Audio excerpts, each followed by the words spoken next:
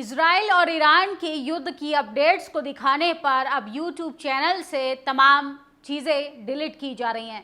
सोचिए, अमरीश मिश्रा लगातार इजराइल की और ईरान फिलिस्तीन युद्ध को लेकर अपडेट्स दे रहे थे और उसके चलते उनका दूसरा यूट्यूब चैनल को भी डिलीट कर दिया गया है और सोशल अकाउंट्स को भी बार बार बंद कर दिया जा रहा है। लेकिन एक सवाल खड़ा होता है कि तमाम अपडेट्स जो हैं क्या वो छुपाई जा रही हैं? क्या असली सच्चाई जो है वो दुनिया के सामने जो तस्वीरें आ रही हैं उनको छुपाने की कोशिश की जा रही है? इजराइल जिस तरीके से नाकामी की तरफ बढ़ता हुआ दिखाई दे रहा है, युद्ध में जिस तैयारी के साथ वो कूदा था, असल में वो जंग में असफल होता हुआ दिखाई दे रहा है। ये कह सकते हैं कि अब इजराइल के पास हारने के अलावा कोई भी रास्ता नहीं बचा है, जिसके कारण वो अपनी हार स्वीकार नहीं कर पा रहा, जिसके चलते वो तमाम चैनलों को, सोशल अकाउंट्स को भी बंद करवाने का काम कर रहा है। और इजराइल की मीडिया की अगर बात करें तो इजराइल की मीडिया उल्टा ईरान को लेके गलतफहमी दुनिया भर में फैलाने का काम कर रहा है, जिसको लेकर एक सोशल प्लेटफॉर्म पे आपने वीडियो देखा होगा कि एक ईरानी महिला बिना कपड़ों के यूनिवर्सिटी में जिस तरीके से नग्न परेड करती है, उसके बाद उसको वहां पर गिरफ्तार कर लिया जाता है। असल में इजराइल की मीडिया की ये चाल है और जिस तरीके से युद्ध से ध्यान भटकाने के लिए ये वीडियो जारी किया गया था, ऐसा कहना है अमरीश मिश्रा का। ऐसा कुछ नहीं हुआ। ईरान में ये हारते हुए हताश इजराइल की चाल है। लेबनान में अपनी हार से ध्यान भटकाने के लिए इस तरीके से वीडियो को जारी किया गया ताकि दुनिया का ध्यान भ्रमित हो पाए। दुनिया का ध्यान लेबनान में जिस तरीके से मुंह तोड़ जवाब मिला, इजराइल की करारी हार हुई, उस और लोगों का ध्यान ना जाए और दुनिया की नज़रों में जो एक तानाशाह, एक सशक्त देश की भूमिका थी इजराइल की, असल में वो पूरी तरीके से फ्लॉप हो गई है, पूरे तरीके से खोखली होती हुई दिखाई दे रही है। और इसका असर भारत के लखनऊ में भी देखने के लिए मिला। लखनऊ में बड़े इमामबाड़ा में फिलिस्तीन और लेबनान रेजिडेंट के पक्ष में भाषा हुआ। मौलाना कल्बे जब्बार जैसी महान शख्सियत की सदारत में हमने अमेरिका इजराइल को ललकारा और भारत में 1857 की जंग को मौजूदा पस मंजर से जोड़ा। तो लखनऊ के अंदर भी इजराइल और फिलिस्तीन को लेकर बड़ा जलसा हुआ, जिसके अंदर तमाम इतिहास पर फिर से चर्चा हुई। फैक्ट चेक, ये सच नहीं, ऐसा कोई दावा नहीं कि फिलिस्तीन रेजिडेंट ने पेश नहीं किया। इंडियन ओरिजिन के 2 इजरायली सैनिक नवंबर-दिसंबर 2023 में मारे गए थे।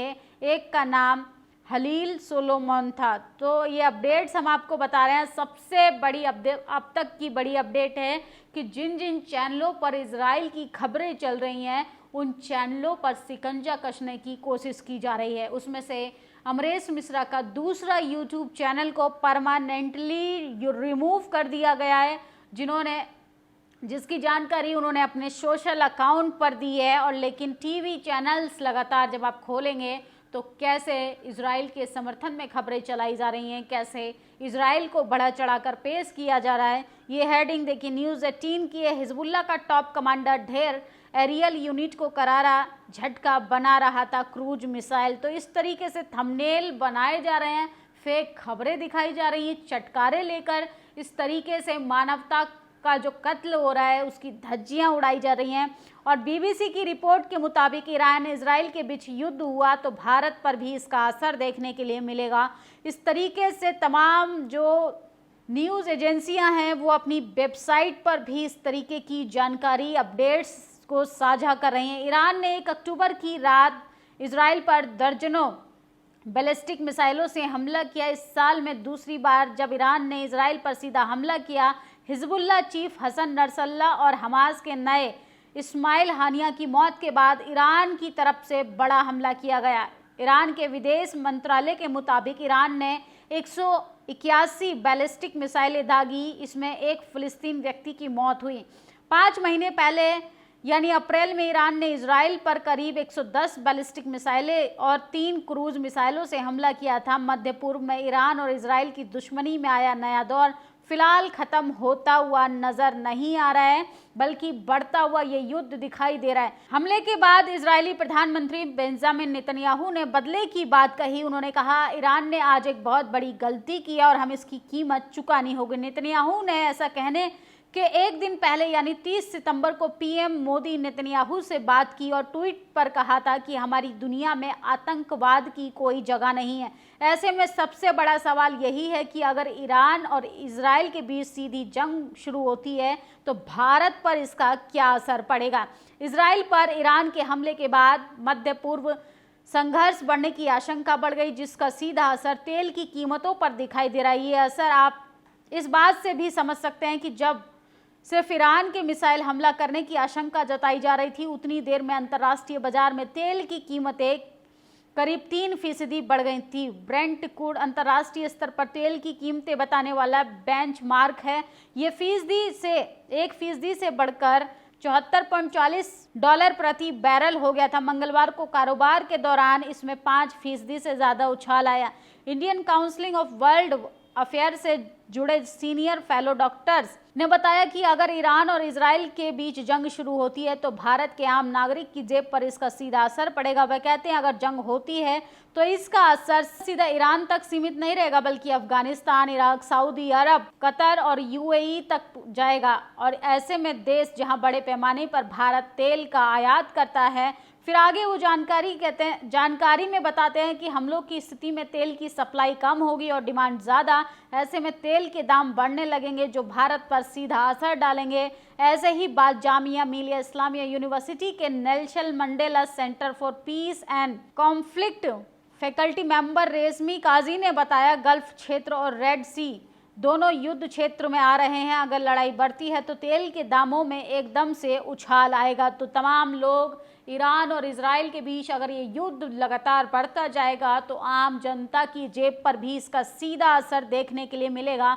और ईरान ने अगर दोबारा गलती की तो इजराइल ने फिर धमकी देकर बड़े हमले की चुनौती दी है। इजराइल की ओर से कहा गया है कि ईरान के कई इलाकों को टारगेट पर रखा गया है। अभी जंग समाप्त नहीं हुई है। और जिस तरीके से खबरें आ रही थी कि क्या वाकई में इजराइल जो है पीछे हट जाएगा, क्योंकि तमाम देशों ने वहां पर हथियार की सप्लाई बंद कर दी थी, उसके बाद भी युद्ध जो है लगातार बढ़ता जा रहा है।